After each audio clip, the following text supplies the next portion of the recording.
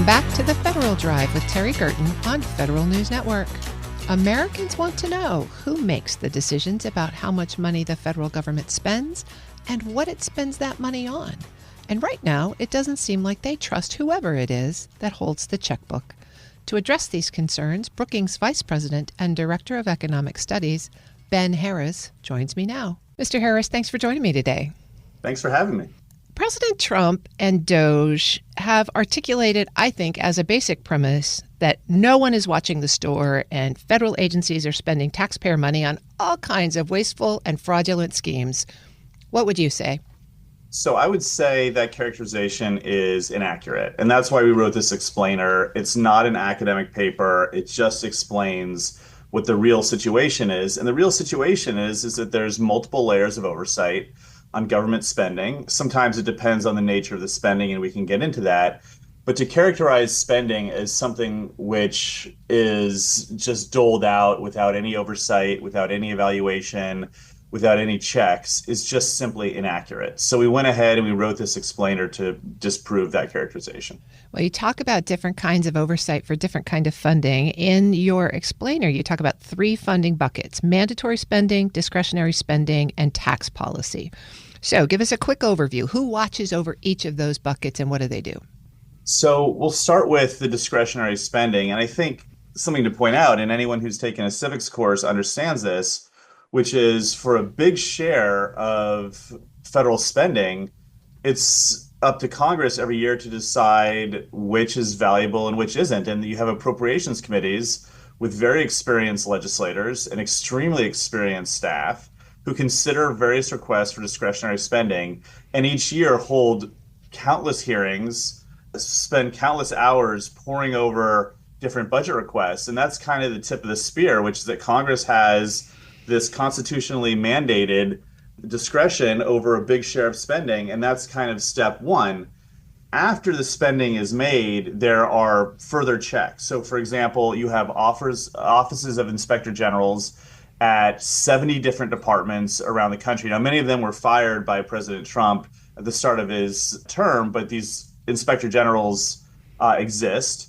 You have the Government Accountability Office, which is this massive office with 3,000 staff, hundreds of auditors, which is an arm of Congress, and they go through spending and point out instances when you see waste, fraud, or abuse. You have various offices that were created by bipartisan legislation in 2018 that are not technically auditors, but they're evaluation offices. So their job is to look at the impact of different spending. They don't really say, this is waste or not, but they evaluate the impact. And so there are all these multiple layers on the discretionary spending side. When it comes to mandatory spending, and the big programs are mandatory programs like Medicare and Medicaid and Social Security, you often don't have this annual congressional discretion over the type of spending, but you often still do have those auditors or those evaluation offices. Just as one example, at the Center for Medicare and Medicaid Services, you've got an innovation center where they look at the effectiveness of healthcare delivery. The Social Security Administration has an Office of Research Evaluation and Statistics, and they conduct their own research on the impacts of Social Security while also funding external resources. So, I could go on, but the point here is that there are multiple layers of oversight. And just to say, you also mentioned tax expenditures, and that's the one area where you don't really have the oversight. So we have annually around $1.8 trillion in targeted tax breaks that are meant to achieve some sort of policy objective. Now, most economists, virtually all economists, consider this analogous to spending, right? So, for example, take the mortgage interest deduction. There's really no practical difference between me giving someone $1,000 tax break for owning a home or sending them a $1,000 check. And so that's why economists refer to this as a tax expenditure budget. In this case, there's much less oversight. There's no inspectors general. There's, for 90% of this $1.8 trillion budget, there's no annual congressional discretion. They just continue on without limit. The mortgage interest deduction has been in place for over 100 years, for example. So you don't have auditors, you don't have the congressional discretion, and you often don't have this evaluation. So that's the one area where we tried to point out you don't have this standard oversight infrastructure. I'm speaking with Ben Harris, Vice President and Director of Economic Studies at Brookings. Okay, you've convinced me that we have an oversight bureaucracy, but the next question, I think, is how well does it work? Most people seem to think it doesn't work very well, and you link in your explainer this sort of distrust of the oversight process to distrust of government at all. What's going on here? So I would love to see a study where people's distrust of government, in particular, concerns around waste, fraud, and abuse, how that changes if they're informed about these various levels of oversight. So, for most people, it's not their job to know about whether or not certain types of spending have an inspector general overseeing it, or whether or not it's been audited by GAO. So some of this may be just lack of awareness around government oversight infrastructure. Some of it may be distrust of government in general, and people are certainly entitled to their opinions. So, that may or may not be related to lack of government oversight. I think it is fair to say this is not a perfect system. There is waste and fraud and abuse in the government spending system. That's can be said without dispute. There's about $160 billion in waste and fraud every year, according to GAO, which was a big number.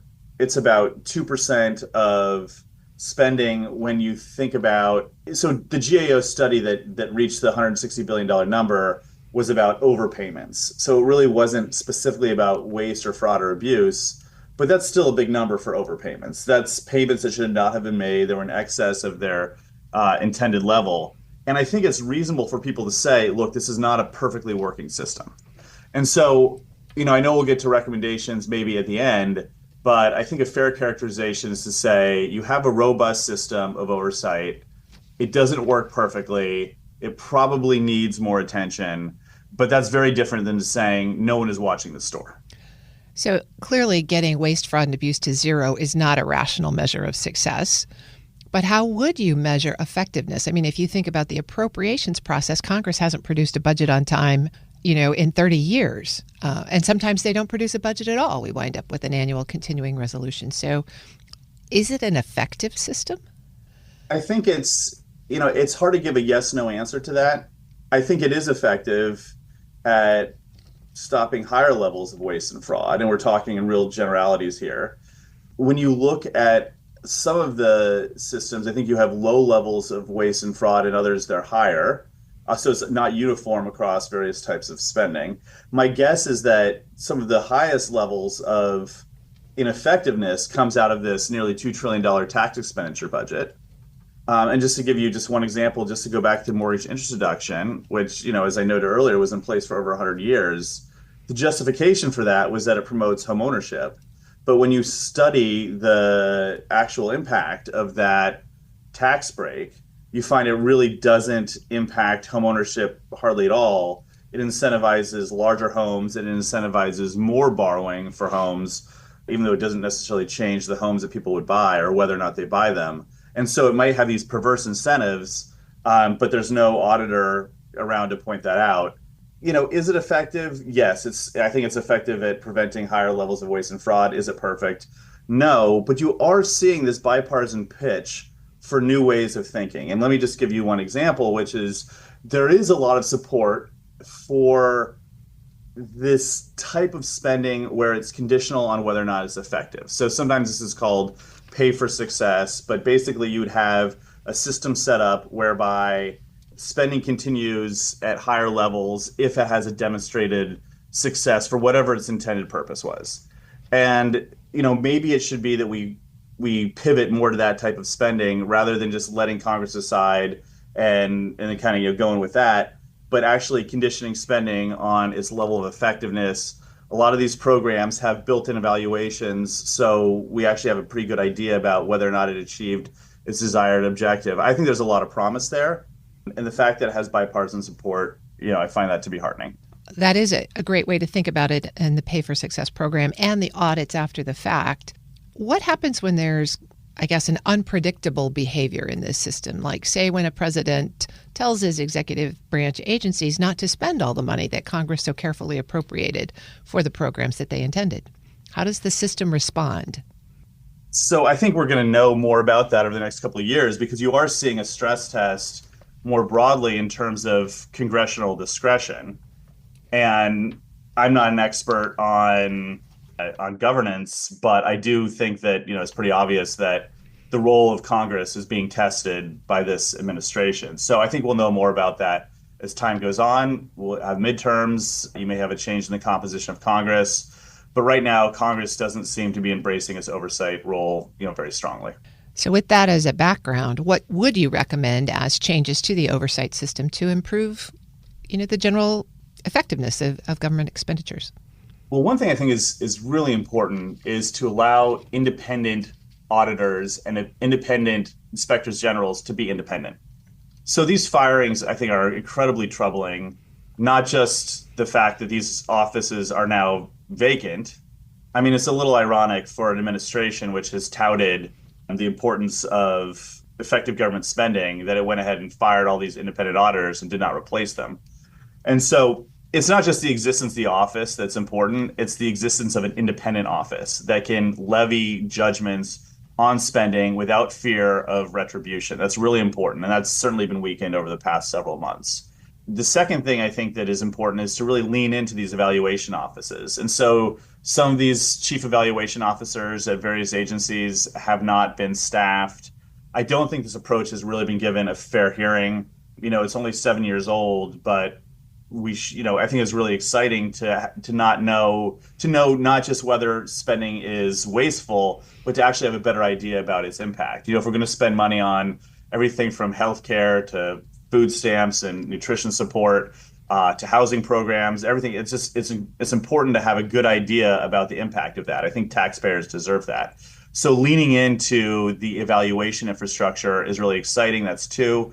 Number 3, as we just talked about, thinking through new ways of providing some of these federal funds, particularly tying it to the success of the funds. An organization I used to work for, I was a big proponent of the pay for success models we talked about. So that's number 3. And then number 4 is, I think it's really critical that we put in place an evaluation infrastructure around this $2 trillion tax expenditure budget, which has virtually no oversight. Ben Harris, Vice President and Director of Economic Studies at Brookings, thanks so much for the clarity of your explainer, and thanks for joining us today. Thank you for having me. It was a real pleasure. We'll post this interview and a link to his recent paper at federalnewsnetwork.com/Federal Drive. Subscribe to the Federal Drive wherever you get your podcasts. Still to come, a look back at an eGov initiative that changed the way federal workers got paid. But first, an inside look at Congressman Jerry Connolly's career. You're listening to the Federal Drive with Terry Gerton on Federal News Network.